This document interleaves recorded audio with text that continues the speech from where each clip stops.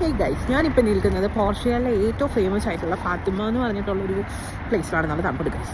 പണ്ടിതൊരു കുഞ്ഞു ഗ്രാമമായിരുന്നു, പക്ഷേ ഇതിപ്പോൾ വലിയൊരു ടൂറിസ്റ്റ് പ്ലേസ് ആണ്.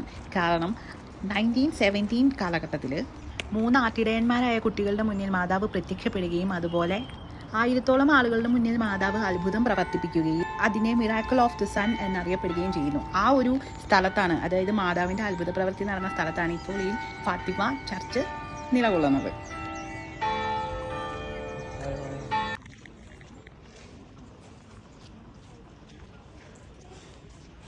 എൻ്റെ തേർഡ് വിസിറ്റാണ് ആക്ച്വലി ഇത്.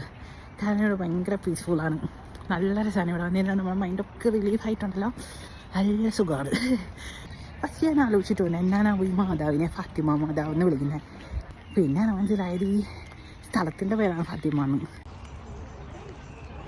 ഇത് കണ്ടോ, ഇത് യേശുവിൻ്റെ കുരിശിൽ തറച്ച ഒരു സ്റ്റാച്ചു ആണ് കേട്ടോ. പക്ഷേ ഇത് നമുക്ക് നല്ല ദൂരം നിന്ന് നോക്കിയാൽ നല്ല ഷേപ്പിൽ കാണാൻ പറ്റുമല്ലോ യേശു നിൽക്കുന്നത്. പക്ഷേ ഇതിൻ്റെ അടുത്ത് പോയി നോക്കിയുണ്ടല്ലോ, ഇതെന്താ നമുക്ക് ശരിക്കും മനസ്സിലാവത്തില്ല. ഇതിൻ്റെ അടുത്ത് പോയാലോ എന്തോ എന്ന് നിൽക്കുന്നത്. പക്ഷേ ദൂരം നിന്ന് നോക്കി ശരിക്കും നമുക്ക് ഭയങ്കര ഒരു എന്താ പറയുക, ഒരു അത്ഭുതമായിട്ട് തോന്നി ശരിക്കും അത്. ഈ മാതാവ് പ്രത്യക്ഷപ്പെട്ടു എന്ന് പറഞ്ഞാൽ 3 കുട്ടികളില്ലേ, ആ 3 കുട്ടികളുടെയും കല്ലറകൾ ഈ പള്ളിയുടെ ഉള്ളിൽ തന്നെയാണ് സൂക്ഷിച്ചിരിക്കുന്നത്.